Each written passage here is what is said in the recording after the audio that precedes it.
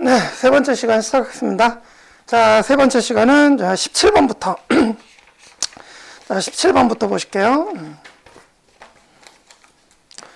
자, 17번. 점유취득시효 문제죠. 부동산 소유권 점유취득시효에 관한 설명으로 옳지 않은 거 찾아라. 자, 1번부터 5번까지 지문이 나와있는데, 이제 점유취득시효는, 이제 꼭 이런 식으로 설명을 안 해도 되지만, 1원칙부터 5원칙까지 이렇게 이제 정리를 해놓는 방식이 있어요. 그래서 그 방식대로 하면 1원칙부터 5원칙이 차례대로 이제 1, 2, 3, 4, 5번이 1, 2, 3, 4, 5원칙 이렇게 이제 출제가 된 거예요. 그죠? 그래서,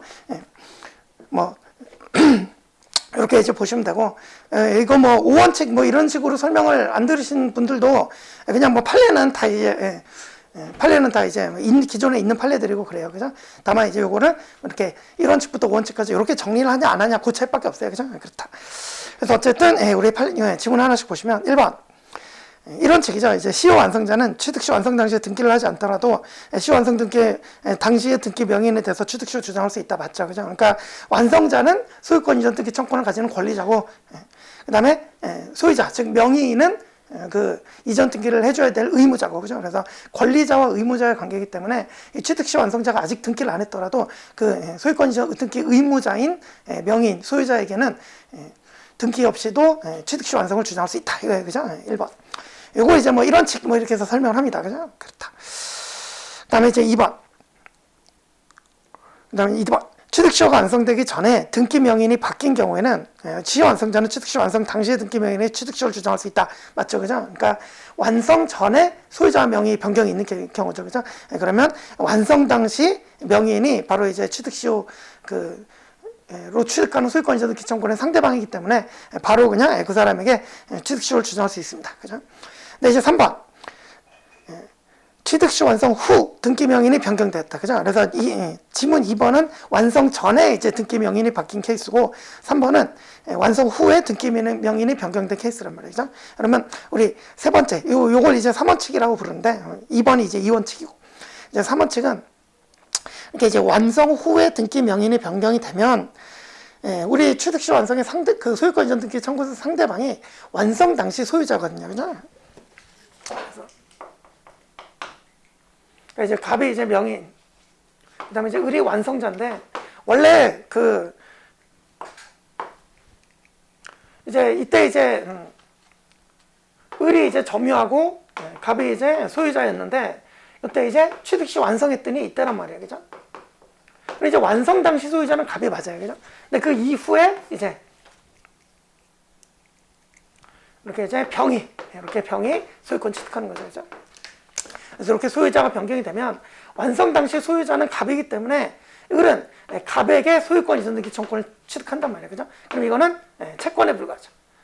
근데 이제 병은 소유권 취득했으니까 신소유자니까 이제 소유권 물권이잖아요. 그럼 대항 못 한단 말이죠.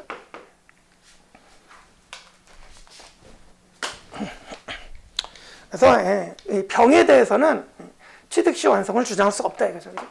취득시 주장 못한다. 요걸 이제 굳이 원칙 얘기로 하면 이제 3원칙이다 이렇게 부릅니다. 그죠?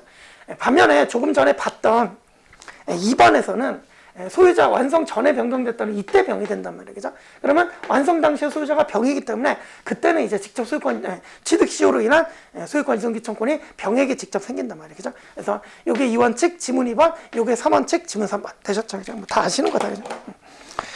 근데 이제 3번은 하나의 포인트가 조금 더 들어있는데, 그래서 3번 보시면, 취득시 완성 후 등기 명의인이 변경되면, 거기 이제, 설사 등기 원인이 취득시 완성 전에 존재했더라도 그랬는데, 그러니까 이제 실제로 소유권 등기를 한 건 이때인데, 이 병이 등기를 하게 된 건데 매매 계약으로 했다 그러면 이 매매 계약은 완성 전에 있었단 말이에요. 그죠?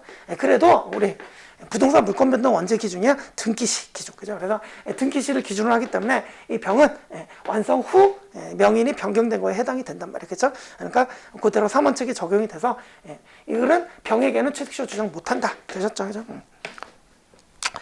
자, 그 다음에 이제 4번.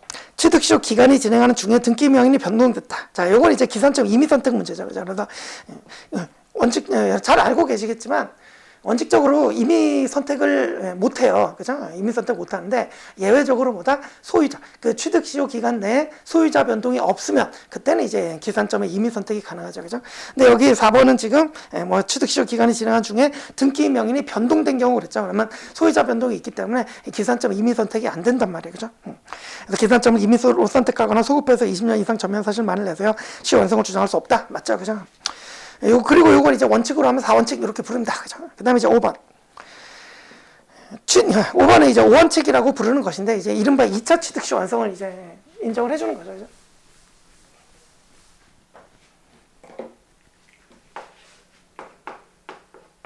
이번에 이렇게 그려보게요. 이제 값이 위쪽이 점이고, 아래쪽이 이제 소유다. 이렇게 생각해보면, 점유가 을이었지.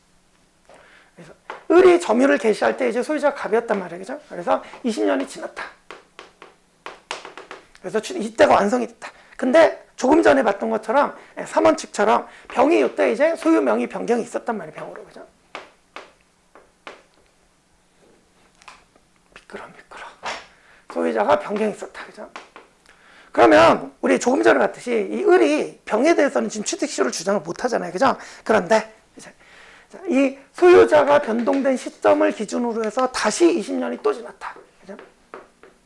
네, 그럼 이걸 이제 1차 취득시효 그러고 이걸 2차 취득시효 그래갖고 우리 판례는 이 2차 취득시효를 인정을 해주죠. 그죠? 그래서 소유자 변동된 시점을 기준으로 20년이 또 지나면 이때는 이제 취득시효 완성을 주장할 수 있다 이겁니다. 그죠? 그리고 지금 뭐 이 지문에서는 나오지 않았지만 우리 판례가 이 중간에 뭐 병에서 정으로 또 이제 소유자가 또 변경됐거나 그래도 이제 2차 취득시효는 완성이 된다 그러죠. 그죠?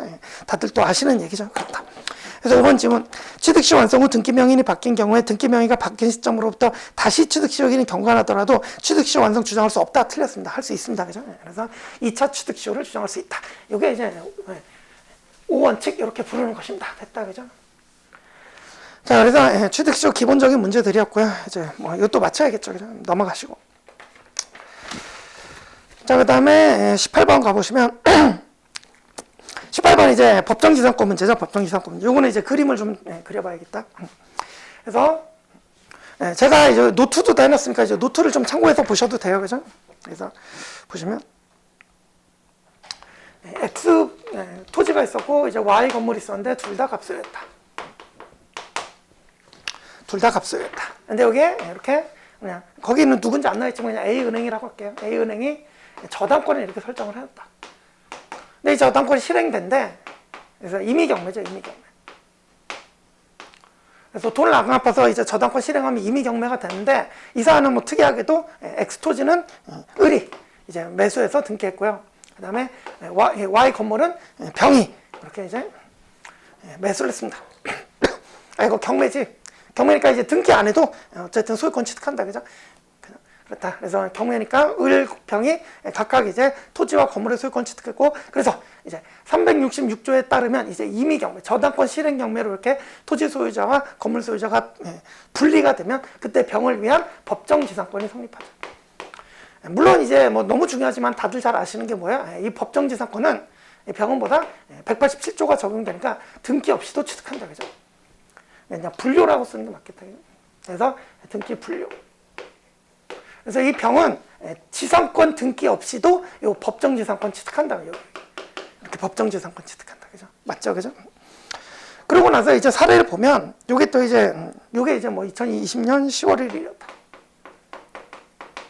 그 다음에 이제 을이 토지를 양도하죠. 그죠? 토지 양도. 요거는 이제 2021년 뭐 1월 15일이었다 그래요. 그러면 이렇게 2021년 토지 양도돼서 정의 이제 토지 소유권 이전 등기까지 했다 그래요. 그죠? 그러면 이렇게 되죠.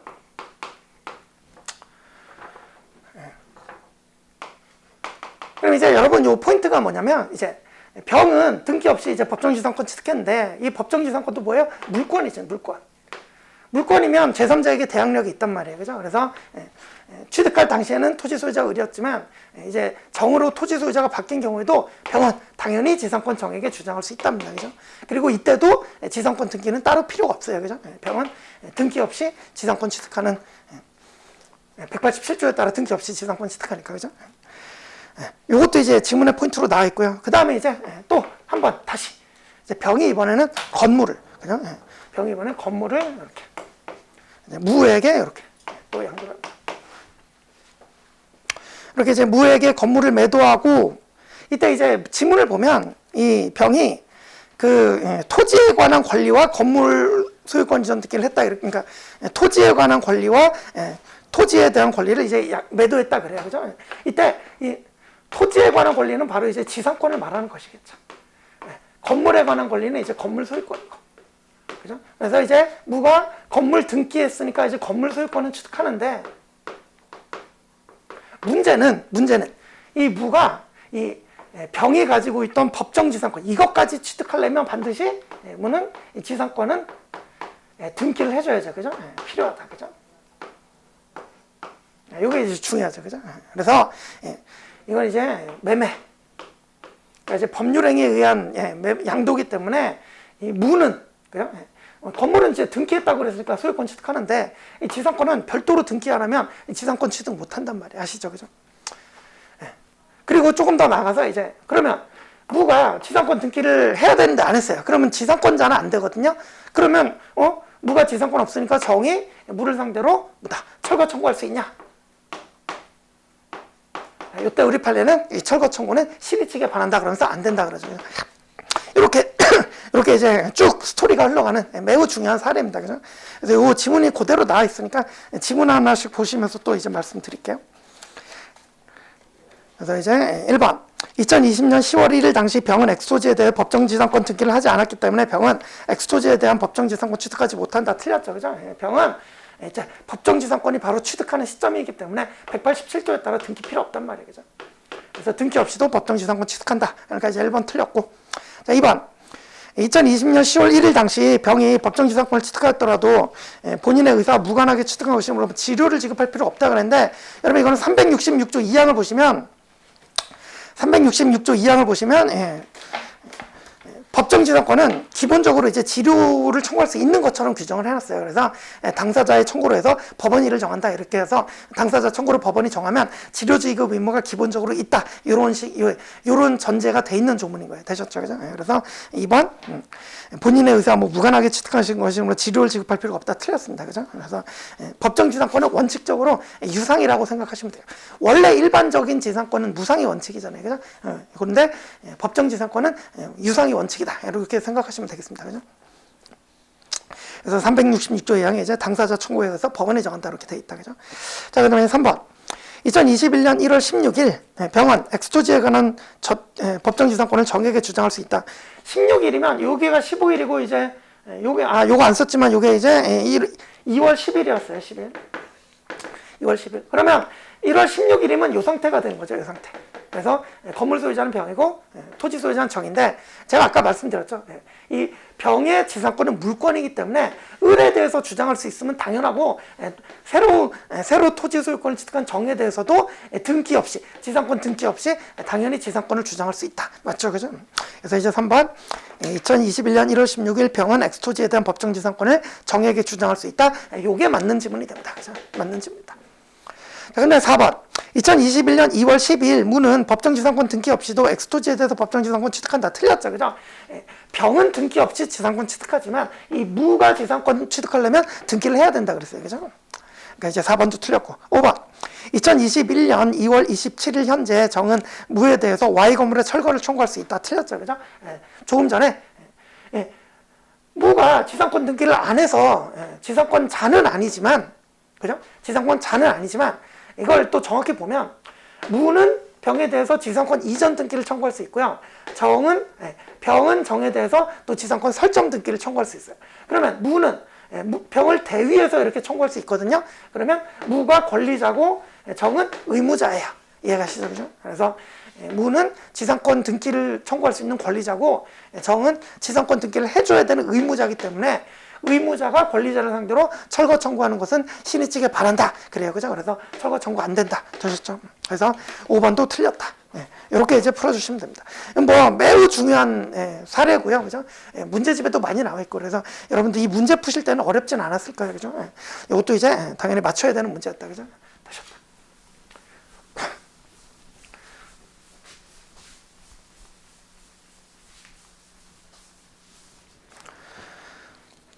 그다음에 19번. 저당권에 관한 설명을 옳지 않은 거 찾아라. 1번.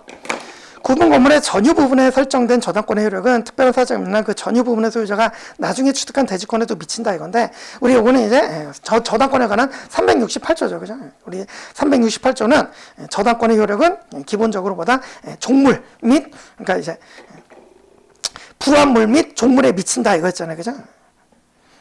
368조래. 죄송합니다. 358조. 그죠? 조문 번호가 358조입니다. 그죠? 358조에서 이제 저당권의 효력은 부합물에도 미치고 종물에도 미친다 그랬잖아요. 근데 이제 종물에 미친다고 한 부분은 아시다시피 이제 주된 권리, 종된 권리 그래갖고 이른바 주된 권리, 종된 권리에도 똑같이 이제 적용이 되죠. 그죠? 그래서 주물, 종물 간의 관계뿐만 아니라 주된 권리, 종된 권리의 관계에도 그대로 적용이 된단 말이에요. 그죠? 그래서 저당권의 효력이 주된 권리에 미치면 당연히 이제 종된 권리에도 미친다는데, 우리 아파트 구분 소유 보시면 여기 이제 전유 부분, 이걸 전유 부분이라고 그래요. 그러니까 뭐 701호 뭐 이런 거, 그죠? 그러면 이 전유 부분이 토지에 대한 권리가 없이 서 있으면 이거는 마치, 그죠? 토지 위에 아무런 권한 없이 건물 지어놓은 거랑 똑같은 거예요. 그죠? 그래서 전유 부분에는 항상 토지에 대한 대지 사용권이라는 게 필요해요. 그러면 이제 전유 부분 소유권이 이제 주된 권리라면 이제 대지 사용권이 종된 권리가 되겠죠. 그죠? 그래서 전유 부분 소유권이 주된 권리라면 대지 사용권은 종된 권리가 된다. 그러면 이 전유 부분에 예컨대 또 A은행이 저당권을 설정해 놨다 그러면 이 저당권의 효력은 주된 권리인 전유 부분에는 당연히 미치고, 그다음에 종된 권리에까지도 미친다. 이거죠. 그죠? 이것도 어렵지 않죠. 그죠? 그래서 미친다 맞다. 그다음에 이제 방고리 동그라미 2번. 저당 목적물에 가름하는 금전의 임도 청구권에 대하여 저당권자가 압류하기 전에 그 금전이 물상보증인에게 지급되었더라도 저당권자는 물상보증인에게 부당이득 반환 청구할 수 있다. 네. 자, 이거 이제 저는 수업 시간에 정말 시간을 들여서 이제 비교해서 설명드리고 하는 부분인데, 그러니까 2번하고 동그라미 2번하고 동그라미 4번을 잘 비교를 해서 풀어주셔야 돼요. 그죠? 그래서 이것도 이제 노트 제가 이제 해드린 노트를 좀 참고하시면, 일단 이 쟁점을 갖다가 일단 먼저 정리를 하면 뭐냐면, 저당권자가 있는데 물상대위를 안 해요. 물상대위를 하지 않은 저당권자다. 이 물상대위를 하지 않은 저당권자가 과연 부당이득 반환 청구를 행사할 수 있느냐, 부당이득 반환 청구를 행사할 수 있냐, 이게 이제 쟁점이거든요. 근데 이제 결론부터 말씀드리면, 이게 저당 목적물 소유자에게는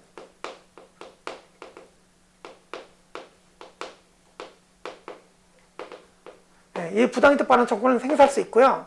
다른 채권자에게는 안 된다. 이게 이제 판례 태도예요. 그래서 요 위에 게 이제 2번 지문이었고, 요 밑에 게 이제 4번 지문, 이렇게 비교가 돼서 나온 거예요. 그죠? 그래서 이제 보시면 이제 갑이 있고 이제 채권자고 을이 이제 채무자입니다. 이렇게 있고 이제 을 소유 X. 요건 이제 우리 물상보증인으로 할게요. 그래서 병이 이제 물상보증인 X 부동산을 갖다가 갑에게 이제 저당권을 설정해 줬다. 근데 지금 사안이 이제 국가가 요 X 부동산을 수용해 가는 거예요. 수용해 가면, 수용은 원시취득이니까 여러분 아시죠? 수용은 우리 그 물상대의 멸실훼손 공용지수, 그 세 가지 사유 중에 어느 하나에 해당하면 물상대의가 하나죠. 근데 이제 공용징수에 속하는 거란 말이죠. 그러면 국가가 수용을 해가면 원시취득이기 때문에 이 저당권이 소멸이 돼버립니다. 그러면 갑은 더 이상 X부동산 자체에는 저당권을 실행할 수가 없어요. 그죠? 대신 병은 국가에 대해서 뭘 가집니까? 보상금 청구권이 있죠. 그래서 원래는 이 갑은 더 이상 X부동산 자체에는 실행을 못하니까 이 보상금에 압류하고 물상대위를 해야 돼요. 물상대위를 하면 우선 변제권이 유지가 되기 때문에 여기서 우선 변제 받을 수 있습니다. 그죠? 그런데 지금 이 사안은 물상대위를 하지 않은 저당권자라 그러죠. 그래서 갑이 물상대위를 안 했어요. 그죠? 안 한 상태에서 국가가 이 병에게 보상금을 지급을 해버립니다. 그래서 병이 받아버렸어요. 여러분 아시겠지만 이제 국가로부터 병이 지급을 받아가지고 이 병의 재산에 섞여버린 경우는 압류가 안 됐기 때문에 결국은 뭐다? 더 이상 우선 변제를 못 받아요, 여기서. 그죠? 이해가시죠? 그죠? 그럼 이제 갑이, 보상금을 이제 받아버렸으니까 더 이상 물상대회 안 되니까 못 받죠. 그죠? 그럼 이때 갑이, 야, 내가 받아야 될 걸 왜 네가 받았냐? 이러고 갑이 병한테 이제 부당이득 반환 청구할 수 있냐? 이 문제라고요. 근데 우리 판례는, 지금 이 병이 누구예요? 물상보증인이라고 그랬죠. 물상보증인. 이 물상보증인은 저당 목적물 소유자예요. 저당 목적물 소유자. 그렇기 때문에 갑은 저당 목적물 소유자에 대한 부당이득 반환 청구를 할 수 있단 말이에요. 그죠? 왜 그러냐면 생각해 보세요. 이 둘 간의 관계를 보면 이 사람은 채권자고 이 사람은 채무는 없지만 그 채무에 대해서 의뢰 채무에 대해서 책임을 져야 되는 거예요. 그러면 이 X 부동산이 수용돼서 보상금이 나오면 누가 가져가는 게 맞아요? 갑이 가져가는 게 맞아요. 이해가시죠? 그죠?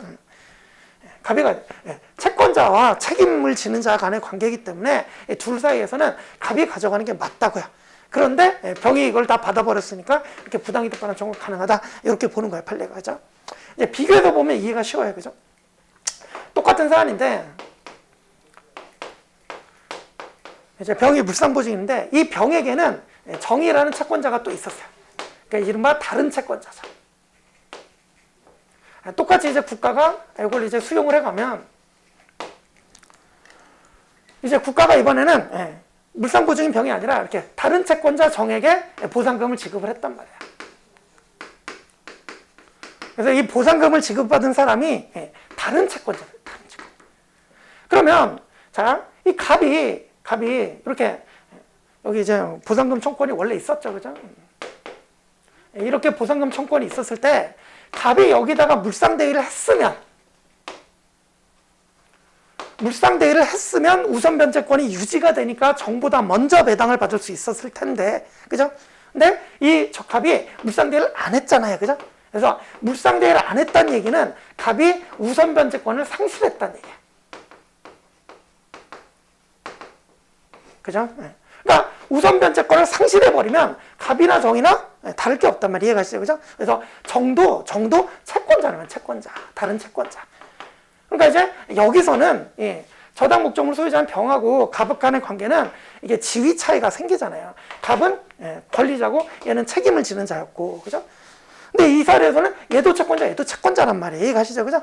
그래서 이때 갑이 이렇게 정을 상대로 부당이득 반환 청구한다? 이거는 안 된다고 그랬단 말이에요. 되셨죠? 그죠? 그래서 이때는 그래서 이제 그 결론을 정리하면 이 수용 보상금을 받은 사람이 저당 목적물 소유자면 그 사람 부당이득 반환 의무 지는 거예요. 그래서 부당이득 반환 청구할 수 있는데 다른 채권자가 받았잖아요. 그럼 안 되는 거야. 되셨죠? 그죠?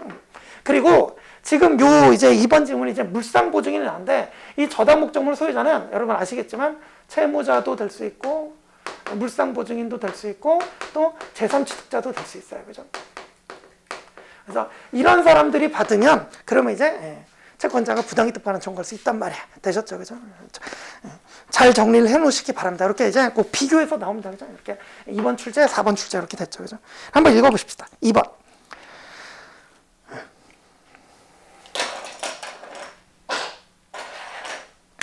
2번. 저당 목적물에 가름하는 금전의 인도 청구에 대해서 저당권자가 압류하기 전에 금전이 물상보증인에게 지급이 돼버렸다. 그죠? 물상대위 못했죠? 그럼 이때 저당권자는 물상보증인, 저당 목적물 소유자인 물상보증인에 대해서는 부당이득 반환 청구할 수 있단 말이에요. 그럼 이제 4번. 물상대권 행사하지 아니해서 우선 변제권을 상실한 저당권자는 저당 목적물에 가름한 보상금으로 이득을 얻은 다른 채권자에 대해서는 이익을 부당이득으로 반환 청구할 수 없단 말이에요. 그러니까 2번도 맞고 4번도 맞단 말이에요. 그래서 정확하게 정리하지 않으시면 이게 이제 시험장에서 혼동을 일으켜서 틀릴 가능성이 매우 높겠죠. 그죠? 출제자도 그걸 의도하고 출제를 했단 말이에요. 그죠? 되셨죠? 정리되시죠? 됐다. 그 다음에 3번. 자, 3번도 이제 엄청 중요한 판례인데 이제 여러분들이 또 잘 모르시죠. 그러니까 이해를 잘 못하시죠. 그죠? 그래서 3번도 이제 그림 그리면서 한번 보십시다. 여러분 지금 이게 기출문제 해설 강의다 보니까 기본 강의처럼 막 여러분들한테 천천히 자세히 설명드릴 수는 없어요. 그죠? 그래서 혹시 이걸 지금 이 영상을 보시면서 이제 제가 설명드리는 부분이 잘 이해가 안 된다 그러면 조금 이제 기본을 조금 더 튼튼하게 하셔야 돼요. 그죠? 그래서 지금 뭐 기출문제 해설 강의이기 때문에 제가 뭐 기본적인 거 다 안다는 가정 하에 이렇게 이제 스피디하게 설명을 좀 드리고 있으니까 그 부분은 좀 양해를 해 주시기 바랍니다. 자, 그 다음에 동그라미 3번 보시면 이것도 이제 제가 노트로 다 정리를 해왔어요.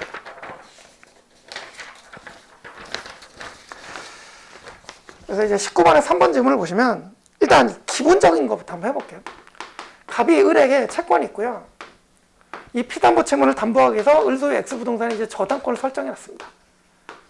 그러면 갑이 이 병에게 이렇게 채권을 양도하면 이게 채권만 넘어가는 게 아니라 저당권까지 같이 넘어가요. 뭐예요? 저당권부 채권 양도죠. 이게 이제 원칙이에요. 원칙. 그죠? 그래서 이게 지금 이 채권이 저당권이 이제 설정이 됐기 때문에 이건 저당권부 채권이라 이렇게 채권을 양도하면 원칙적으로 저당권도 함께 양도가 돼요. 그래서 저당권부 채권 양도 이렇게 되는데 여기서 뭐 근저당인데 뭐 근저당이나 저당이나 그죠? 그래서 근저당권부 채권 양도가 이렇게 되면 병은 이제 채권도 취득하지만 근저당권도 취득을 해야 돼요.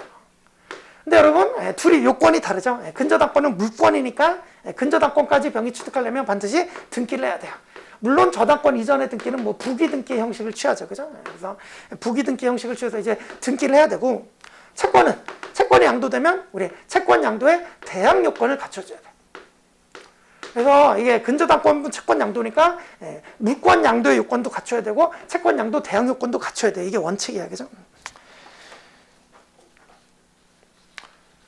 그죠?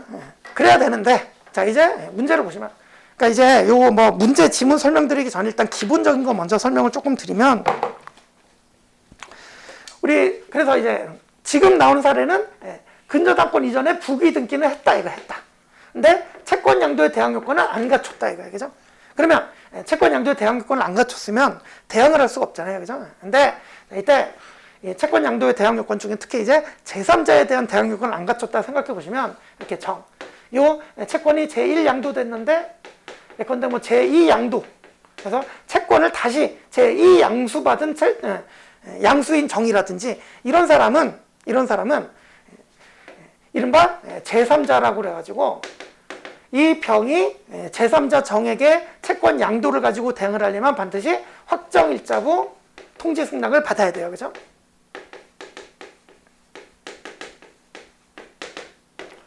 그래서 이제 병이 정에게 대응하려면 확정일자부 통지 또는 승낙을 받아야 되는데 지금 그걸 안 받았단 말이에요. 그죠? 그러니까 병은 이 근저당권부 채권 양도됐지만 정한테 채권 양도를 주장할 수 있어요? 없어요? 못해요. 정한테. 이해가시죠? 그래서 지금 근저당권부 채권 양도를 받았으니까 둘 다 갖춰야 되는데 지금 채권 양도 대항 요건 안 갖췄다 그래요. 안 갖췄다 그랬잖아요. 그러니까 정에게는 그러니까 제2 양수인이라고 할게요. 이 제2 양수인 정에게는 대항을 못 합니다. 그죠? 이것도 이제 매우 중요한 판례로 있어요. 이미 판례가 중요한 판례로 있다. 그죠? 그런데 지금 나오는 사례는 이제 이 정이 요걸 이제 정1 이렇게 써볼게요. 정1. 제3자 맞는데 자, 지금 볼 사람은 뭐냐면 을 소유 X부동산이 이제 갑이 이제 근저당권 이렇게 1순위로 설정해 놨잖아요. 근데 이번엔 정2라는 사람이 여기 있다 또 우리 노트에 뭐라고 써놨나? 그냥 정이라고 그러니까 정이라고 했으니까 정2 이렇게 할게요. 그래서 정2라는 사람이 요 X부동산의 후순위 근저당권자였던 거예요. 그러면 이게 채권 양도를 기준으로 보면 이 정2라는 사람은 채권 양도 당사자가 아니잖아요. 그죠? 그러니까 이 정도 어떻게 보면 형식적으로는 제3자에 해당할 수 있나? 이런 문제가 생겨요. 그죠? 그래서 형식적으로 보면 이 후순위 근저당권자인 정2도 제3자처럼 보이는데 그죠? 근데 이제 요 정은 가만히 잘 뜯어보면 어디에 있는 사람이냐면 요 위에 있는 사람. 그리고 요걸 이제 A 채권이라고 하면 요건 이제 B 채권인 거예요. 그러니까 쉽게 얘기해서 이 정이 누구냐면 정이 을에게 따로 돈 빌려주고 저당권 설정해 놓은 사람이란 말이에요. 그러니까 을에 대한 다른 채권자인데 돈 빌려주고 예컨대 X부동산에서 후순위로 저당권 설정해 놨단 말이에요. 이해가시죠? 그죠? 그죠? 이런 사람이다. 그러면 일단 형식적으로는 제3자가 맞아요. 왜 양도 당사자는 이렇게 되니까. 그래서 형식적으로는 당사자 이외의 자는 맞는데 문제는 뭐냐면 이 채권 양도의 대항 요건으로 대항할 수가 없으려면 이 A 채권 자체에 대해서 양립 불가능한 관계에 있어야 돼요. 그래야 제3자가 되는 거예요. 그러니까 이제 형식적으로 당사자 이외자라고 누구나 다 제3자가 되는 게 아니라 병이 양도받은 A 채권, 이 A 채권 자체에 대해서 양립 불가능한 자만이 제3자가 될 수 있는 거예요. 그러면 정은 보시면 자, 병도 A 채권 받았다 그러고 정도 A 채권 양도 받았다 그러니까 둘이 A 채권에 대해서 충돌을 일으켜 둘이 싸우고 있단 말이죠. 누가 A 채권을 유효하게 양수했냐? 둘이 충돌이란 말이에요. 이 둘은 양립 불가능한 관계에 있어요. 병이 취득하면 정은 취득 못하고 정이 취득하면 병이 취득 못하는 거예요. 맞죠? 그죠? 그러니까 이 정은 확실하게 제3자 맞아요. 조금 전에 봤듯이. 그래서 이 병을 이렇게 정 1에게는 이렇게 대항을 못해요. 그죠? 근데 자, 이 정 2는 지금 A 채권 갖고 싸우고 있어요? 아니에요. 정 2는 따로 돈 빌려준 B 채권자란 말이에요. A 채권이랑은 전혀 상관이 없어요. 이해가시죠? 그죠? 이해가시죠? 그래서 이 후순위 저당권자는 당사자 이 채권 양도의 당사자 이외의 자이긴 하지만 A 채권과 양립 불가능한 관계에 있는 사람이 아니기 때문에 이 사람은 우리 채권 양도 대항권에서 대항할 수 없는 제3자에 포함이 되지 않아요. 그러니까 이 병은 채권 양도 대항 요건 안 갖춰도 이 정 2에게는 대항할 수가 있단 말이에요. 되셨죠? 그죠? 매우 중요한 판례죠.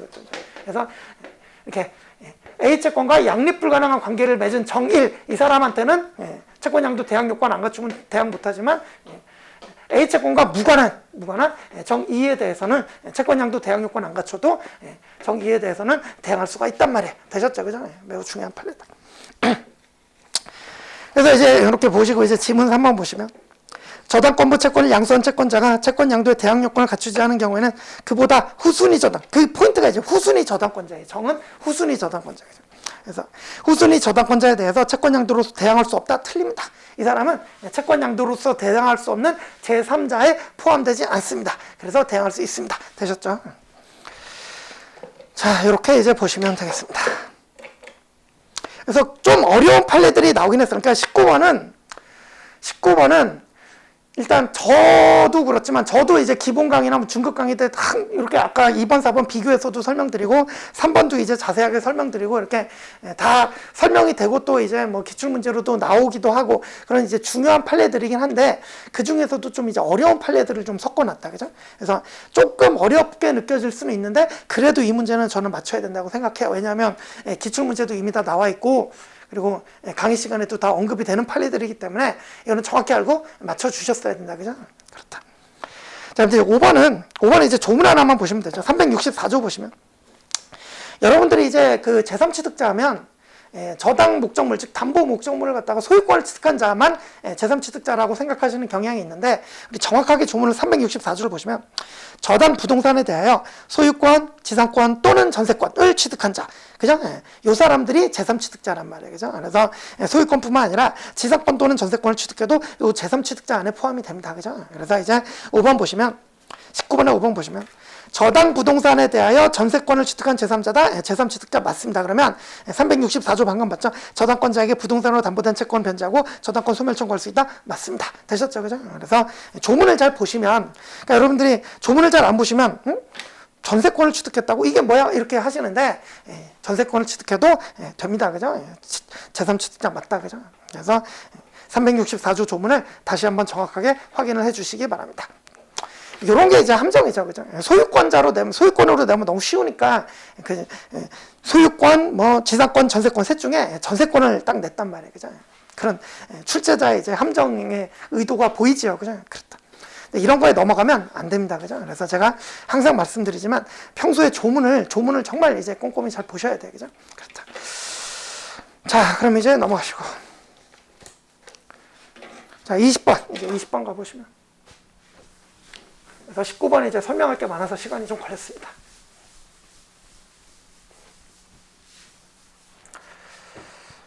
자, 20번 보시면 1번. 타인 토지에 있는 건물의 소유자가 그 건물에 설정한 전세권의 효력은 그 건물의 소유를 목적하는 임차권에 또 미친다. 맞죠? 304조입니다.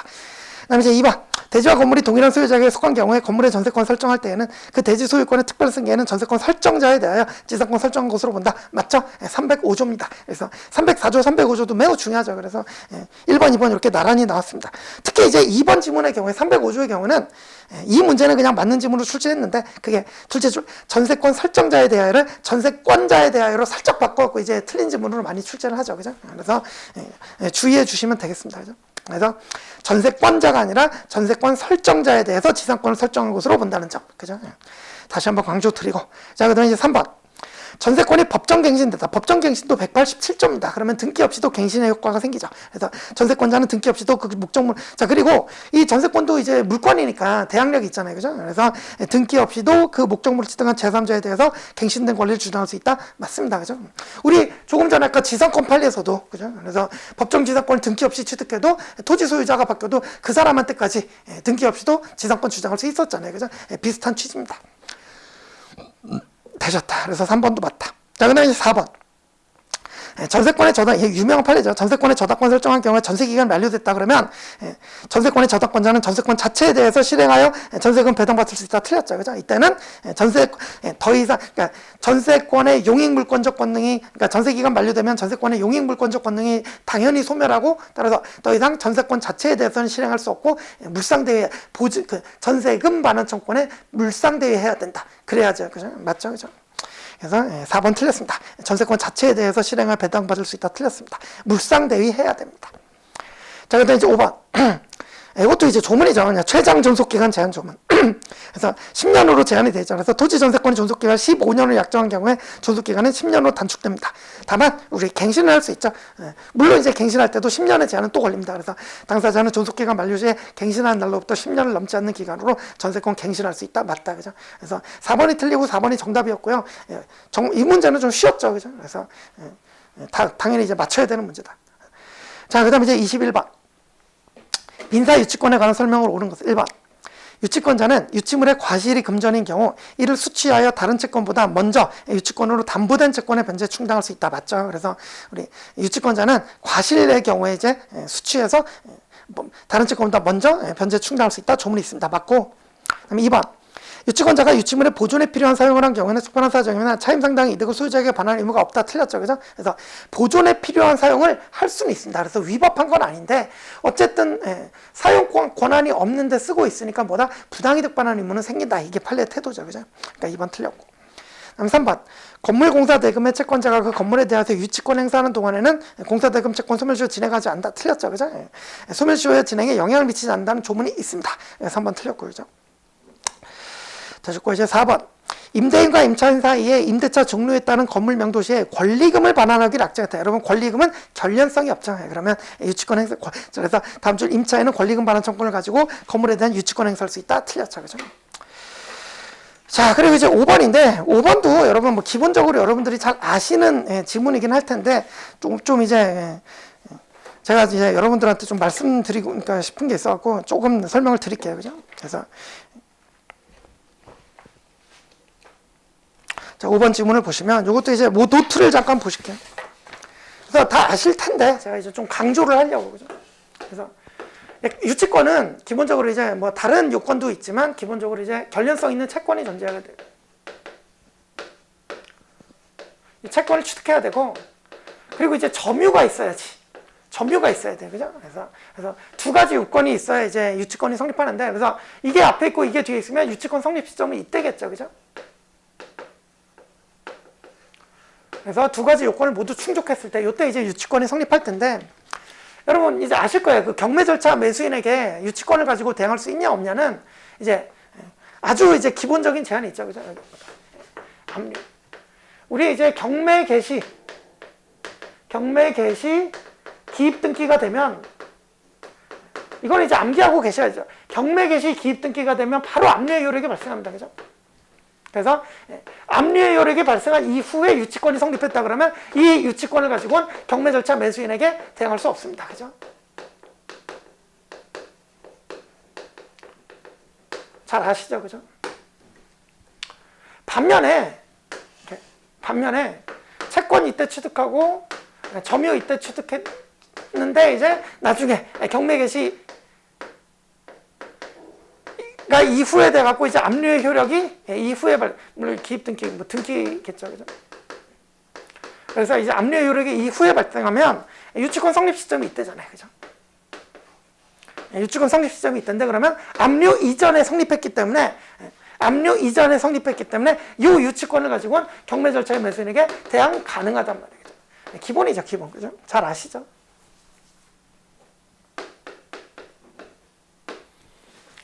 그래서 압류 이전에 유치권을 취득한 사람은 이 유치권을 가지고는 경매 절차 매수인에게 대항 가능하다. 그래서 압류 이후에 취득한 거 가지고는 매수인에 대항 불가다. 뭐 기본적으로 잘 알고 계실 겁니다, 그죠? 근데 이제 특히 이제 후자의 경우에 여러분들이 이제 조금 헷갈릴 수 있는 게 이 유치권자가 유치권을 취득하기 전에 이미 요 시점에 동시에 이제 근저당권이 생겼다. 그래서 지금 유치권자가 갑인데 근저당권자 을이 이제 선순위로 있었다. 과연 선순위로 있었는데 그러면 이 저당권이 선순위고 유치권이 후순인데 그래도 이제 유치권이 후순인데 즉 선순위 저당권자가 있는 경우에도 그래도 똑같이 이제 매수인에게 가능하냐? 가능하다는 게 이제 정답이죠, 그죠? 그래서 우리 유치권은 판례가 뭐라고 그러냐? 사실상 최우선 순위의 담보권으로 작용한다 그런 얘기를 해요, 그죠? 왜? 이 유치권자는 결련성 있는 채권을 갖고 있기 때문에 우리 판례가 선순위 근저당권이 있어도 이 유치권 가지고 경매 절차 매수인에게 대항 가능하다 이렇게 얘기를 하죠, 그죠? 이것도 이제 여러분들이 이제 잘 헷갈리시니까 조금 더 자세히 설명드리면 우리 전세권을 생각을 해보시면 갑이 이제 저당권 있고 2번 을이 이제 전세권 있고 3번 또다시 이제 병이 저당권 있다. 뭐 이런 사례가 있어요, 그죠? 그러면 이 X 부동산이 이제 경매가 되고 나면 우리 경매에는 소재주의, 인수주의 이런 얘기가 있잖아요. 근데 이제 전세권은 인수주의란 말이에요. 저당권은 소재주의고, 그죠?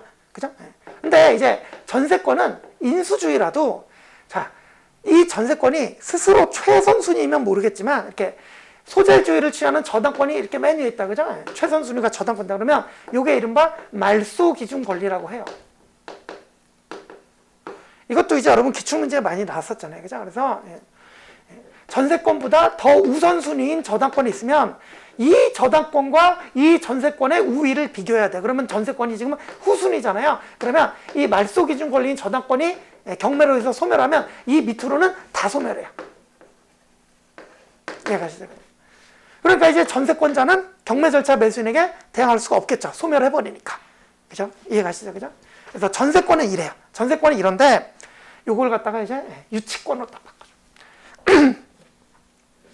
자, 여기 요거 이제 유치권 바꿔주면 물론 이제 유치권은 여러분 등기부에 표시가 안 돼요. 근데 제가 순위를 이제 알려드리기 위해 그냥 이제 편의상 제가 이제 등기부에 표시를 한 거예요, 그죠? 제가 이걸 몰라갖고 유치권 다 쓴 게 아니라 편의상 이렇게 이제 순서를 비교해드리려고 써드린다, 그죠? 이제 이렇게 보시면 똑같이 이제 저당권, 유치권, 저당권 요 순서잖아요. 이때는 이 유치권은 전세권과 달라요, 그죠? 그래서 말소 기준 권리로서 저당권보다 이 유치권이 후순이라도 이거는 유치권은 소멸 안 합니다. 소멸 안 하고 경매 절차 매수인에게 여전히 인수가 됩니다. 이제 요게 포인트다, 그죠? 이해가시죠, 그죠? 그래서 전세권은 중간에 끼어 있으면 이제 말소 기준 권리가 소멸하면 이제 아래로 다 소멸하는데 유치권은 선순위 저당권이 있음에도 불구하고 소멸 안 하고 경매 절차 매수인에게 인수가 돼요. 그러니까 선순위 근저당권자가 유치권자 앞에 있어도 그래도 경매 절차 매수인에게 대항할 수 있어요. 뭐만 아니면 된다? 압류보다 이전에만 있으면 됩니다. 이렇게 압류보다 이후에 있으면 그때는 이제 매수인에게 경매 절차 매수인에게 대항 불가인데 압류보다 이전에 있기만 하면 선순위 저당권자의 유무와 상관없이 경매 절차 매수인에게 대항할 수 있다. 되셨죠, 그죠? 중요한 거다, 그죠? 자, 되셨습니다. 이렇게 보시고.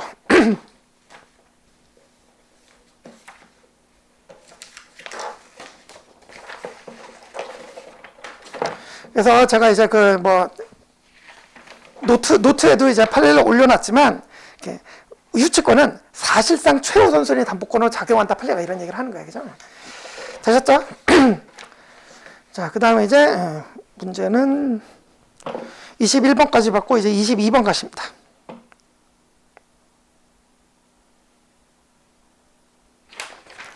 자, 22번 가시면, 자, 22번은 이게 이제 복수 정답이 인정이 됐죠. 그죠? 그래서 원래 가답안은 3번만 가답안으로 나왔었는데, 이제 복수 정답이 인정돼서 이제 1번도 틀린 지문으로 처리가 됐어요. 그래서 요 22번 정답은 1번, 3번, 이렇게 이제 두 개가 틀린 지문으로 이제 복수 정답으로 처리가 됐습니다. 그죠? 그래서 왜 그런지 한번 보십시다. 자, 1번. 집합물 양도담보에서 양도담보의 목적물인 집합물을 구성하는 개개의 물건이 변동되더라도 양도담보권의 효력은 항상 현재의 집합물에 미친다. 이게 판례 원문 그대로야. 판례 원문 그대로라서 이제 맞는 지문으로 처음에 이제 가답원으로 맞는 지문으로 출제가 되는데, 문제는 항상 이 부분이 문제예요. 그죠? 그래서 제가 해설에도 올려놨는데, 우리 해설을 좀 보시면 이게 예외가 있단 말이에요. 예외가. 그죠? 그래서 그러니까 반입을 했는데 그 반입한 물건이 제3자의 소유라거나 아니면 별도의 자금을 투입해서 이제 반입한 그 돼지 뭐 이런 거는 양도담보권 효력이 미치지 않는다. 이런 예외가 있단 말이에요. 그죠? 그러니까 어떻게 보면 항상 미친다 이러면 틀린 지문이 될 수도 있단 말이에요. 그죠? 그래서 문제가 조금 있는 지문이긴 했는데, 사실은 뭐 이제 1번 지문만 봐도 이게 사실은 판례 원문 그대로거든요. 그래서 뭐 이걸 맞는 지문으로 출제해도 사실은 이렇게 그렇게 이제, 그러니까 이제 항상 객관식 문제는 여러분, 객관적으로, 그러니까 상대적으로 정답을 골라내야 돼요. 그래서 너무 확실하게 틀린 게 있다 그러면 그걸 정답으로 골라낼 줄 알아야 된단 말이에요. 이해가시죠? 그죠? 그런 점에서 보면 우리 3번을 먼저 볼게요. 3번. 3번은 채무자가 피담보 채무의 이행지체에 빠진 경우 양도담보권자는 채무자로부터 적법하게 목적 부동산의 점유를 이전받은 제3자에 대해서 직접 소유권에 기한 인도 청구를 할 수 있다. 틀렸거든요. 그죠? 그래서 우리 판례는 담보권, 이게 양도담보니까, 그죠? 특히 이제 부동산이잖아요. 그래서 부동산의 경우는 담보권설이 이제 판례 태도다. 그래서 이때 우리 판례가 뭐라고 그랬냐면, 담보권의 실행으로 인도를 청구할 수는 있지만 직접 소유권에 기해서는 안 된다 그랬거든요. 그래서 이 판례가 대표적으로 이제 우리 부동산 양도담보에 담보권설을 취한 판례라고 이제 얘기가 되는 판례예요. 그죠? 그러면 답이 나왔잖아요. 이건 확실하게. 그죠? 그래서 담보권의 실행으로 인도 청구를 할 수 있지만 직접 소유권에 기한 인도 청구를 할 수 없다. 판례가 확실하게 있기 때문에 3번 지문은 명확하게 틀린 지문이에요. 그러면 우리 1번하고 3번하고 비교해 봤을 때 1번 지문은 예외는 있을 수 있어도 원칙상은 맞는 지문이란 말이에요. 그죠? 이해가시죠? 그죠? 그래서 이게 복수정답으로 처리는 됐지만 뭐 사실 저는 그래요. 이거는 뭐 굳이 복수정답 안 나와도 되지 않았나 뭐라 생각을 하는데, 뭐 이번에 또 뭐 복수정답이 또 이렇게 많이 나왔잖아요. 그래서 이게 시험이 공신력이 좀 문제가 생겼었던 시험이라고 들었는데, 앞으로는 좀 안 그랬으면 좋겠어요. 그죠? 그렇다. 그런데 뭐 어쨌든 뭐 이렇게 결과가 이렇게 됐으니까, 그죠? 어쩔 수 없는 부분일 것 같다. 그죠? 그래서 어쨌든 1번 지문은 판례 원문 그대로였지만 항상이라는 부분이 이제 예외가 있을 수 있는 부분이어갖고 틀린 지문으로 출제가 그 복수 정답 처리가 되었다. 이제 이렇게 알아두시면 되겠습니다. 자, 그래서 이제 1번, 3번이 이제 틀린 지문으로 처리가 됐고, 이제 2번 보십니다. 주택을 채권담보의 목적으로 양도한 경우에 양도담보권자가 주택을 사용수익 하기로 한 약정이 없는 이상 주택에 대한 임대 권한은 양도담보 설정자에게 있다. 맞죠? 그죠? 그래서 비전형 담보, 양도담보의 경우에는 우리 사용수익권은 설정자에게 있는 게 원칙이다. 그죠? 아시죠? 자, 그 다음에 4번. 양도담보권의 목적인 주된 동산에 다른 동산이 부합된 동산에 대한 권리를 상실하는 소리를 입은 사람은 양도담보권자를 상대로 보상을 청구할 수 없다. 맞죠? 그죠? 그래서 조금 전에 말씀드린 거랑 이제 비슷한 취지인데, 그래서 양도담보권이 설정된 물건이 있으면, 이제 이것도 이거 뭐 그림 그릴 만한 건 아닌데 살짝 그려보면.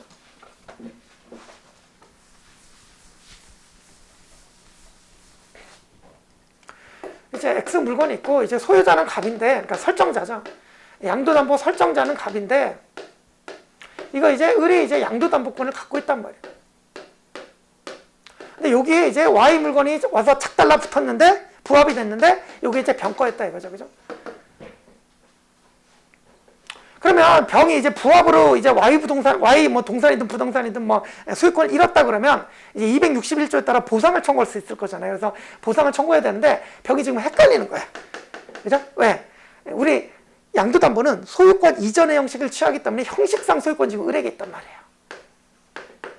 그러니까 이제 병은 형식상 소유자 얘한테 가갖고 보상을 청구해야 되나? 아니면 설정자한테 가서 청구해야 되나? 이게 헷갈리는데 우리 판례가 뭐라고 그래요? 자, 이 Y 부동산, Y 물건이 X 부동산에 부합이 돼서 이익을 보는 사람은 양도담보권자가 아니라 양도담보 설정자다 그러면서 보상 청구도 설정자한테 할 수 있고 담보권자에게 못한다 그럽니다. 그죠? 그러니까 이제 4번이 맞겠죠. 그죠? 그래서 양도담보권자를 상대로는 보상을 청구할 수 없다. 맞습니다. 그다음 이제 5번. 채무자가 금전채무를 담보, 이거는 뭐 유명한 판례죠. 담보하기 위해서 소유의 동산을 채권자에게 양도하되 점유계정에서 제1을 계속 점유하기로 한 경우에, 자, 이게 제1 양도담보. 근데 이제 다시 다른 채권자 양도담보 설정 계약 체결하고 점유계정의 방법으로 부동산을 인도했다 그러면 제2 양도담보. 이렇게 제2 양도담보 했을 때 제2 양도담보 설정 방법도 이제 점유계정이기 때문에 뒤에 채권자는 양도담보권을 취득할 수 없다. 맞죠? 그죠? 왜? 점유계정으로는 선의 취득이 불가하단 말이에요. 그죠? 그래서 제1 양도담보권자가 이미 권리를 취득했고, 그죠? 그래서 이제 양도담보 설정자는 이제 무권리자가 된 거였기 때문에 제2 양도담보권을 취득하려면 선의 취득을 해야 되는데 점유계정으로 했으니까 선의 취득이 안 된다 이거예요. 그죠? 그러니까 결국 뒤에 채권자는 양도담보권 취득할 수 없다. 맞다. 그죠? 자, 그 다음에 이제 23번. 채권 질권. 옳지 않은 거 찾아라. 1번. 피담보 채권액이 입질 채권액보다 적은 경우에도 질권의 효력은 입질 채권 전부에 미친다. 이거는 이제 불가분성 얘기죠. 맞고. 2번. 주택 임차인이 보증금 받은 채권을 담보로 질권을 설정한 경우에 질권자에게 임대차 계약서를 교부하지 않았더라도 그 질권이 유효하다. 맞죠? 그래서 이게 채권 질권일 때는, 특히 이제 지명 채권 질권일 때는 원칙적으로 채권 양도 대항 요건만 갖추면 되는데 조문이 채권 증서가 있으면 교부하라 그랬거든요. 조문에서. 그죠? 그러면 과연 이 임대차 계약서가 그 채권 증서, 교부해야 되는 채권 증서에 포함이 되냐 안 되냐 이 문제인데 우리 판례는 포함이 안 된다 그랬어요. 그죠? 그래서 이 임대차 보증금 반환 채권 여기에다 질권 설정할 때 임대차 계약서의 교부는 요건이 아니라 그랬어요. 그죠? 그래서 2번이 맞다. 3번. 3번은 요거 이제 352조 문제죠. 이것도 이제 매우 중요합니다. 근데 나왔는데 또 나왔죠. 그죠? 그래서 보시면 질권 설정자가 제3채무자에게 질권 설정 사실을 통지한 후에 제3채무자가 질권자의 동의 없이 질권 설정자 상계 합의를 해서 질권의 목적인 채무를 소멸하겠다. 이러면 질권 이걸 가지고 이 소멸을 가지고 질권자에게 대항할 수 없습니다. 352조에 있습니다. 그죠? 그래서 질권자에게 대항할 수 없기 때문에 질권자는 여전히 제3채무자에 대해서 직접 채무의 변제를 청구할 수 있단 말이에요. 그죠? 그래서 352조 다시 한번 읽어보시고, 요거는 352조에 관한 판례였다. 그죠? 되셨고, 제가 이제 노트에는 그려놨는데, 요건 이제 따로 그림은 안 그려드려도 이제 다 아시겠죠. 그죠? 그래서, 혹시 이제 잘 이해 안 되시는 분들은 제 노트를 한번 참조해 보시기 바랍니다. 됐다. 자, 그 다음에, 4번. 저당권부 채권의 질권을 설정한 경우에는 그 저당권자께 질권의 부기등기나 질권의 효력이 저당권에 미친다. 맞죠? 348조죠. 그죠? 맞고. 자, 5번. 자, 이제 5번은 너무너무 중요한 판례인데, 이 5번이 이제 2020년 최신 판례거든요. 그래서 제가 이거, 작년에, 올해 초였구나. 올해 초에 이제 2020년 최신 판례 정리해드리면서 이거 언제 나와도 나올 거라고 이제 판례 말씀드렸는데 바로 나왔어요. 그죠? 그래서 2020년에 나온 판례 중에 이제 가장 중요한 판례 중에 하나다. 그죠? 그러니까 이제 뭐 나오자마자 바로 그 다음에 이제 변리사 문제 출제가 된 거예요. 그죠?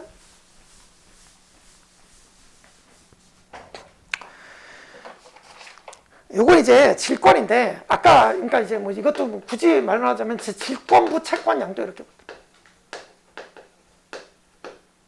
그래서 지금 채권이 있는데, 질권 또 설정이 돼 있단 말이에요. 그죠? 그러면 과연 이 질권하고 채권의 분리 양도가 가능하냐, 뭐 이런 문제예요. 근데 여러분, 이제 그 담보물권은 부종성이라는 게 있잖아요. 부종성. 그죠? 그래서 부종성이 있어갖고, 이것도 이제 조문을 좀 먼저 보실게요. 이거는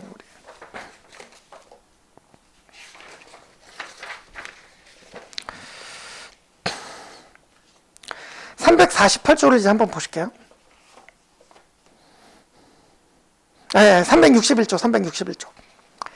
361조 보시면 거기 361조가 저당권에 처분된, 그러니까 이제 저당권 얘기인데 저당권이 담보물권이니까 통상 담보물권에 다 적용이 된다고 생각하시면 돼요. 그래서 보시면 저당권은 그 담보한 채권과 분리해서 타인에게 양도하거나 다른 채권에 담보를 하지 못한다 그랬죠. 이게 결국 부종성에 의한 제한이잖아요. 그죠? 그래서 그러니까 쉽게 얘기해서 그러니까 조문이 저당권이니까 이제 저당권 보시면 저당권하고 이제 피담보 채권이 이렇게 있는데, 자, 저당권만 분리해서 따로 양도를 하면 이게 저당권과 채권이 분리가 되잖아요. 그러면 저당권은 피담보 채권 없는 저당권이 돼버려요. 그러면 담보물권의 부정성에 따라서 그냥 소멸해버린단 말이에요. 그러니까 분리양도가 돼야 안 돼요? 안 되는 거예요. 그냥 소멸해버리고 더 이상 분리양도가 안 되는 거예요. 그죠? 그래서 조문도 저당권은 채권과 분리해서 양도하지 못한다 이렇게 돼 있는 거예요. 그죠? 분리하는 순간 저당권이 소멸돼 버리니까. 부정성이 있으니까. 그런데 361조를 이제 좀 반대 섞여 보면 저당권은 분리양도할 수 없다 그랬는데, 그러니까 이제 지금 이 저당권이 이제 분리양도가 불가능하다 그랬는데, 이번에는 반대로 채권, 저당권과 떼어서 그러면 채권만 분리양도한다. 이것도 불가능하냐? 조문에 그런 얘기 없잖아요. 그죠? 그래서 조문에 저당권 분리양도하는 건 불가능하다고 조문이 있지만, 이때 채권을 떼어서 분리양도하는 것은 가능하단 말이에요. 조문에도 이제 금지하고 있지 않단 말이에요. 가능하다 그랬단 말이에요. 그죠? 이해가시죠? 왜 그러냐? 저당권과 채권이 분리가 돼도 저당권은 소멸이 되지만 채권은 소멸이 안 돼요. 이해가시죠? 그죠? 그래서 채권은 여전히 분리양도 가능하다. 이렇게 이제 볼 수 있는 거예요. 그죠? 그래서 분리되면 소멸하는 건 저당권이지 채권이 아니잖아요. 이해가시죠? 그죠? 그래서 채권은 분리양도가 가능하다. 이렇게 이제 보시면 됩니다. 그죠? 그런 얘기예요. 그래서 이 판례는 제가 요거 지문만 보는 것보다 이제 그 판례 자체를 좀 이제 설명을 드릴게요. 너무 중요하니까. 이거 내년에 또 나올 수도 있어요. 다른 쟁점으로 또 나올 수 있어요. 그래서 이제 5번 보시면. 그래서 해설 5번을 한번 보실게요. 우리. 23번에 5번 해설을 한번 보실게요. 그래서 밑줄 제가 쳐놨죠. 밑줄만 한번 따라와 보세요. 민법 361조는 저당권은 그 담보한 채권과 분리해서 타인에게 양도하거나 다른 채권은 담보를 하지 못한다라고 정하고 있을 뿐, 거꾸로 피담보 채권을 저당권과 분리해서 양도하거나 다른 채권에 담보를 하지 못한다고 정하고 있지는 않단 말이야. 가능하다는 얘기죠. 그죠? 그래서 여기 이제 죄송합니다.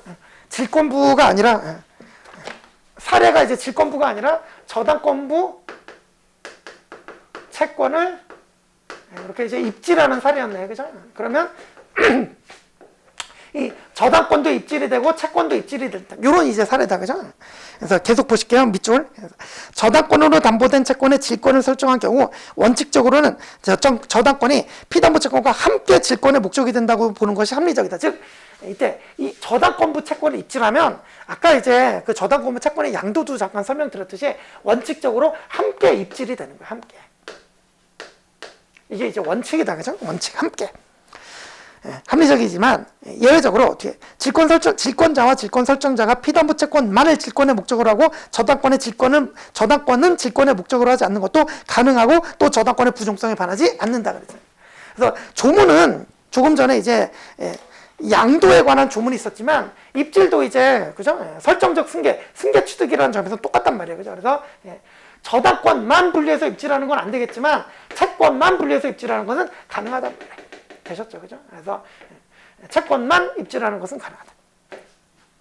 그래서 채권만 입질이 됐을 때는 분리되니까 저당권은 원칙적으로 입질은 있어요. 이것도 이제 설명드릴게요. 자, 보세요. 이거 너무너무 중요해요. 조금 전에 봤듯이 저당권부 채권이 양도되는 거 한번 보여드렸죠. 그래서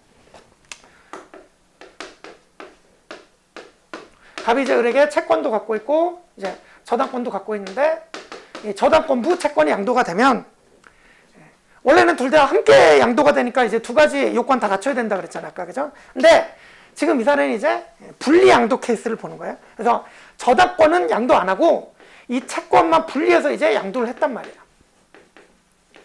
그러면 저당권은 여전히 갑에게 남아있는데 채권은 지금 병에게 넘어갔죠. 그죠? 그러면 저당권과 채권이 이렇게 분리가 됐죠? 그럼 이 저당권은 소멸합니다. 너무 중요해요. 분리가 됐으니까. 그죠? 부정성에 따라서. 그래서 채권만 입질되고 저당권이 이렇게 남아있으면 저당권은 갑의 건데 채권은 병 거니까 분리가 되고 저당권 소멸해버린다. 양도에서. 근데 이제 너무 중요한 게 이 입질로 오면 자, 이 양도는 이전적 승계잖아요. 그러니까 이제 채권이 병한테 넘어가 버린단 말이에요. 근데 입질은 설정적 승계예요. 설정적 승계는 기존의 권리는 놔두고 거기다가 뭔가 더 얹을 뿐이란 말이에요. 맞죠? 그죠? 그래서 똑같이 이제 저당권 부 채권이 있을 때 이 채권만 분리 양도해도, 그러니까 분리 양도, 이 채권만 분리해서 입질해도, 입질, 그죠? 이 채권만 분리해서 입질해도 이거는 이전적 승계가 아니기 때문에 채권이 완전히 병에게 넘어가는 게 아니라 병이 뭐다? 여기다가 담보권을 취득할 뿐이라고요. 이 설정적 승계는 이전시키는 게 아니라 거기다가 뭘 얹어주는 거잖아요. 이해가시죠? 그죠? 그러면 채권하고 저당권이 지금 분리가 돼요? 안 돼요? 안 돼요. 채권만 입질해도 이 채권과 저당권이 분리가 안 된다고. 그러면 이 저당권은 소멸하는 게 아니라 존속한다고요. 이게 너무 중요해요. 이해가시죠? 그죠? 되셨죠? 그래서 계속 읽어보시면 우리 그 해설에 따라서 그러니까 밑줄 두 번째 밑줄 거기 한번 다시 보실게요. 저당권으로 담보된 채권의 질권을 설정한 경우 원칙적으로는 저당권이 피담보 채권과 함께 질권의 목적이 된다고 보는 것이 합리적이지만 질권자와 질권 설정자가 피담보 채권과 함께 질권의 목적이 된다고 보는 것은 합리적이지만 질권자와 질권 설정자가 피담보 채권만을 질권의 목적으로 하고 저당권은 질권의 목적을 하지 않는 것도 가능하고 이는 저당권의 부종성에 반하지 않는다 그랬잖아요. 그러니까 부종성에 반하지 않으니까 저당권이 소멸을 안 하는 거예요. 그래서 뒤에 이는 저당권과 분리해서 피담보 채권을만 양도한 경우에 양도인이 채권을 상실해서 양도인 앞으로 된 저당권이 소멸하게 되는 것과 구별된다. 너무 중요해요. 그래서 분리 양도의 경우는 이 저당권 소멸하는데 분리해서 입질한 경우는 이 저당권 소멸 안 하고 존속합니다. 되셨죠? 너무 중요하다. 그래서 자 올해 지문을 이제 보실게요. 올해 지문 보시면 23번, 5번 저당권부 채권의 질권을 설정하면서 저당권의 피담보 채권만을 질권의 목적으로 하고 저당권은 질권의 목적으로 하지 않는다. 분리해서 입질한다. 이게 저당권의 부종성에 반해서 허용되지 않는다. 틀렸죠. 그죠? 그래서 저당권만 분리하는 거는 부종성에 반하겠지만 채권만 분리해서 입질하는 것은 다.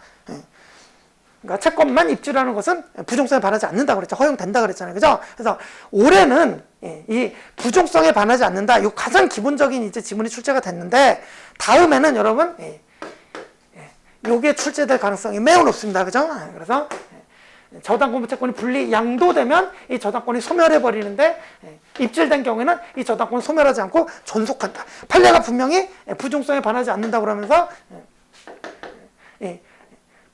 분리되면 저당권이 소멸하는 것과 구별해야 된다 이렇게 얘기를 했잖아요. 그죠? 그래서 사실 해설 판례는 그 뒷부분이 안 들어가 있는데 그 뒷부분에 조금 더 있는 게 뭐냐면 그래서 이 갑의 저당권이 존속하고 있기 때문에 만약에 갑이 이 병에게 채권을 변제 등으로 해서 다시 입질이 그러니까 병의 질권이 이제 소멸되면 이제 완전한 갑의 채권으로 돌아오잖아요. 그때 이 채권을 위해서 저당권을 행사할 수 있다 이렇게 얘기를 합니다. 그죠? 그렇기 때문에 우리 입질의 경우는 이 저당권이 소멸하는 게 아니다. 되셨죠? 매우 중요하다. 내년에는 아마 이 부분이 출제가 될 수도 있다. 되셨죠? 그죠? 그래서 자, 이 판례는 내년에도 올해도 꼭 신경 써서 잘 봐두시기 바랍니다. 설명 다 틀렸다.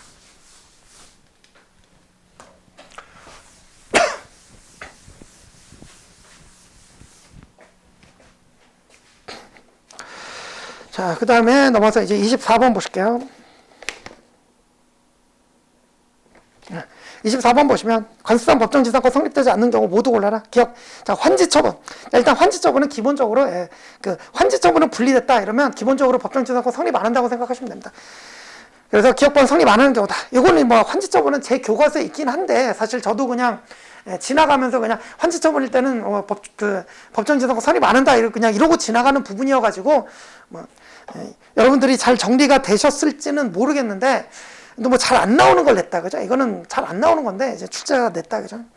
어쨌든 뭐 안 된다 그죠? 니은번 미등기 건물을 대지와 함께 양수한 사람이 대지에 관해서만 소유권자 등기를 넘겨받고 건물에 대해서는 등기를 이전받지 못하고 있는 상태다. 그러면 소유권자랑 그러니까 토지 소유권자랑 건물 소유권자랑 이미 동일인이 아니네요. 그 상태에서 대지가 강제 경매됐다, 달라졌다. 이때는 이제 관습상 법정지상권 성립 안 하죠, 그죠? 동일인 소유 요건이 이제 충족이 안 된다. 그다음 디귿번 공유 토지 위에 건물을 단독 소유하던 토지 공유자 1인이 자신의 토지 지분만 연주해서 건물과 토지의 소유자가 달라진 경우를 했는데 제가 이제 수업 시간에 맨날 말씀드리듯이 토지 공유 사례에서는 원칙적으로 관습상 법정지상권 성립 안 한다. 왜? 다른 지분권자 지분 침해 문제가 생기기 때문이다. 설명드리죠, 그죠? 그래서 토지 공유 사례니까 안 된다. 맞고, 그러니까 디귿번 지문도 안 되고, 그다음 리을번 토지를 매수하여 소유권 전등기를 마친 매수인이 그 지상의 건물을 신축한 후 그 토지의 소유권 전등기가 원인 무효로 밝혀져 말소됨으로써 건물과 토지의 소유자가 달라졌다. 예. 이게 그러니까 이제 관습상 법정지상권이 성립하려면 매매 등 기타의 사유로 이제 적법한 원인으로 이제 분리가 돼야 이제 그 관습상 법정지상권이 성립하잖아요. 그래서 판례는 이게 원인 무효로 밝혀져서 말소됨으로써 달라졌다. 이때는 관습상 법정지상권 인정 안 해준다. 그죠? 판례다. 그죠? 그래서 기역, 니은, 디귿, 리을 하나도 이제 인정되는 게 없네요. 그죠? 됐다. 자, 그다음 이제 25번 이행지체. 1번 동상 매매 계약에서 매도인 갑이 매수인 을에 대해서 잔금 지급 기일 도과를 이유로 지연 손해금을 청구하려면 갑은 자기 채무 이행 제공을 계속해야 된다. 맞죠? 그죠? 그러니까 기본적으로 이제 그러니까 이 지문은 좀 이제 그죠? 좀 응용해서 되는데 기본적인 판례 내용은 그거죠. 한 번 이행 제공을 하고 이행 제공을 계속하지 아니하여도 그죠? 그러니까 한 번 이행 제공하면 사실 이행 제공할 당시에는 동시항변권, 즉 상대방의 동시항변권을 깨뜨릴 수 있잖아요. 그죠? 근데 이행 제공을 하지 않고 중단하고 더 이상 이행 제공을 계속하지 않으면 상대방의 동시항변권이 소멸해 버리는 건 아니라 그랬잖아요. 그러니까 여전히 상대방이 동시항변권을 갖고 있잖아요. 그죠? 그러니까 지금 그래서 1번 동산 매매 계약에서 매도인 갑이 매수인에 대해서 잔금 지급 기일 도화를 이루어 지연 손해금을 청구하려면 즉 상대방의 이행 지연 손해금을 청구하려면 상대방의 동시항변권을 깨야 되는데 상대방의 동시이행항변권을 깨려면 조금 전에 말씀드렸듯이 한 번 이행 제공한 것 갖고는 안 되고 이행 제공을 계속해야 된다 그랬잖아요. 맞죠? 그죠? 그래서 계속하지 않으면 상대방의 동시이행항변권이 상실되지 않는단 말이에요. 이게 1번 맞죠? 그다음에 2번 신축 중인 상가를 을에게 분양한 갑이 분양대금의 중도 지급 기한을 1층 골조공사 완료 시로 약정한 경우에 1층 골조공사 완료 후 을이 그 사실을 안 날의 다음 날부터 중도금 지급 채무 지체 책임진다. 맞죠? 그죠? 이거는 불확정 기한부 이행지체 시점 문제죠. 그래서 불확정 기한부는 언제부터? 안 때부터 지체 책임을 지는데 통상적으로 보다 다음 날이죠. 그래서 안 날의 다음 날 맞다. 그죠? 그다음에 3번 이행기에 정함이 없는 매매대금 채권을 갑으로부터 양수한 병이 채무자 을을 상대로 그 이행을 구하는 소를 제기하고 소송 계속 중 갑이 을에 대해서 채권 양도 통지한 경우에 이 얘기는 을을 상대로 이행을 구하는 소를 제기했는데 그게 채권 양도 통지 전이란 말이죠. 그러면 대항 요건을 갖추기 전에 소를 제기한 거예요, 양수인이. 그러면 그 양수인의 소제기가 적법한 청구가 돼요? 안 되죠. 그죠? 그러니까 특별한 사정은 을은 채권 양도 통지가 도달된 다음 날부터 이때 이행지체 책임진다. 맞죠? 그죠? 그래서 대항 요건을 안 갖춘 상태에서 소를 제기해봐도 그게 적법한 소제기가 아니기 때문에 바로 이행지체에 빠지는 게 아니란 말이에요. 그래서 나중에 통지가 도달한 다음 날로부터 이행지체 책임진다. 맞다. 그죠? 그 다음에 4번 매수인 을이 매도인 갑의 영업소에서 쌀 10포대를 받아가기로 약정한 경우에 자, 영업소로 와서 가져가기로 했죠. 이러면 추심채무. 그러면 을이 변제기 이후에 오지 않은 이상에는 이거는 이제 확정된 날짜가 돼도 그래도 지연에 따른 손해배상 책임지지 않습니다. 맞다, 그죠? 만약에 이게 확정기한부고 확정된 기한이 도래했다 하더라도 추심채무의 경우에는 바로 이행지체 빠지는 것이 아닙니다. 그죠? 왜? 채권자가 안 받으러 와야지 되는 거예요. 그죠? 그래서 이건 추심채무니까 이행지체 안 된다. 그래서 4번 맞고. 나 이제 5번. 갑은 을로부터 1억 원을 빌리면서 5회에 걸쳐 매 2천만 원씩 분할상환한테 분할 변제 기한을 1회라도 지체했을 때는 기한의 이익 상실을 하는 거, 기한의 이익을 잃는 것으로 기한 이익 상실 특약이죠. 그러면 형성권적 기한 이익 상실 특약하고 정지 조건부 기한 이익 상실 특약 두 가지가 있는데 불분명하면 보다 형성권적 기한 이익 상실로 추정이 되죠. 그럼 이제 보시오. 특별한 사정이 없는 한 갑은 1회 변제 기한이라도 지체하면 미상환급의 전부에 대해서 지체 책임진다. 틀렸네요. 그죠? 이거는 정지조건부 기한이익 상실 사유잖아요. 그죠? 근데 우리 조금 전에 말씀드렸듯이 불분명하면 형성권적 기한의 이익 상실로 추정이 되기 때문에 특별한 사정이 없는 경우에는 전부에 대해서 지체 책임지는 게 아니라 형성권적 기한이익 상실로 이제 추정이 돼서 채권자가 특히 전부의 이익을 청구한 경우에 한해서만 이렇게 되죠. 그죠? 맞죠? 이제 5번 지문이 틀리고 5번 지문이 정답이었습니다. 되셨죠? 그죠? 그래서 여태까지 또 이제 뭐 푸셨는데 뭐 이렇게 꼭 여러분들이 틀려도 된다 이런 문제는 제가 볼 때는 별로 없는 것 같아요. 그죠? 여태까지도 다 맞춰야 되는 문제였고 그리고 이제 시간이 됐으니까 잠시 쉬시고 26번부터는 이제 다음 시간에 보시겠습니다.